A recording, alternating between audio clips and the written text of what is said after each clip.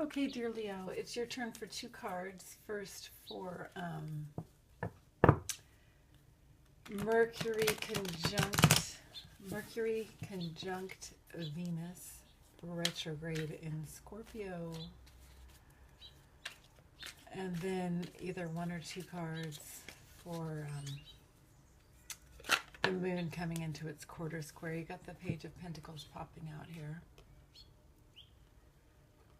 So with these shorter readings for each sign, I'm recommending that you go back and look at, I did a Mercury and Venus and some other aspects longer video for the collective, and it's listed on my site right before the Aries. So these are meant to give you a little more insight. These short little ones, these little ones for each sign, these tinies. So popping out, you have the Page of Pentacles. So it's, look at this, very engaged, very self-sufficient, very dreamy, you know, dreamy as in here I am taking my ball and walking while reading, but very deeply self-sufficient and deeply engaged with the self, and that is appropriate at this time. Okay.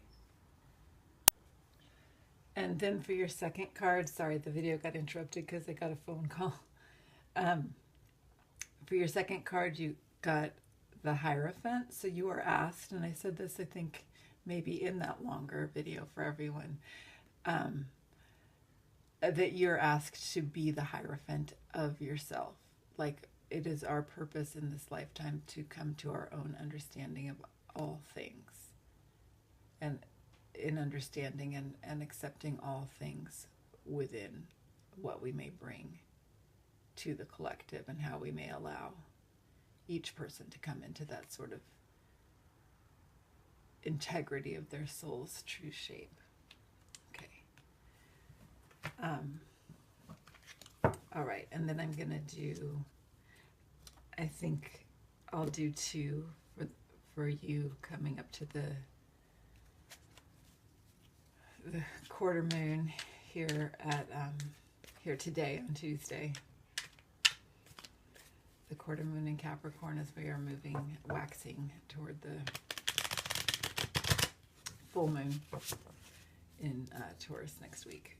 Okay, you got the 6 of Swords, my favorite card lately. I mean, I'm seriously obsessed with the 6 of Swords these days. I still have my Google printout of this 6 of Swords that I really love.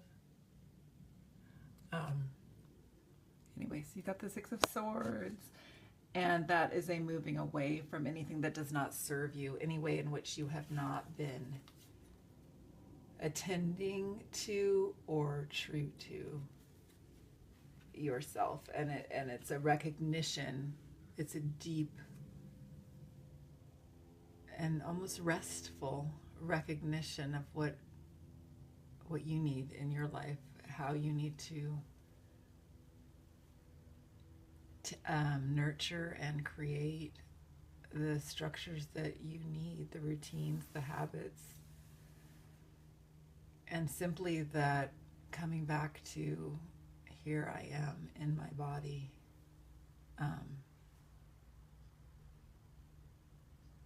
That need to allow yourself, even if you're in some sort of circumstance that makes it more challenging, to give yourself, even if it's 3 minutes on the bus, on the way to work, but to really soak yourself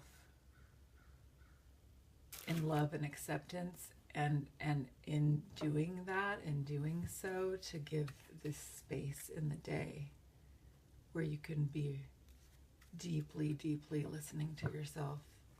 And hopefully, even if you can only start with a few minutes because you have so much going on, that just that tending of it for a few minutes every day, or almost every day, you can change your life.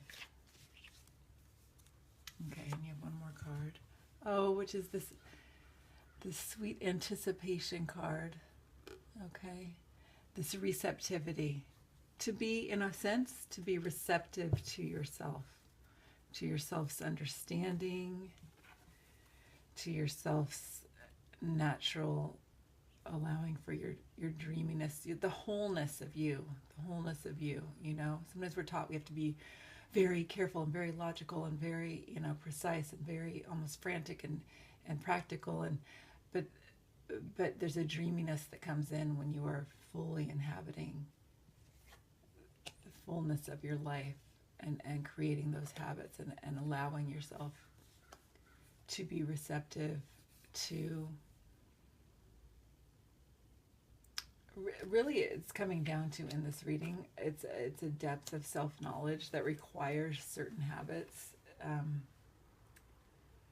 and you're the one who will know what those habits are for you that you need, you know.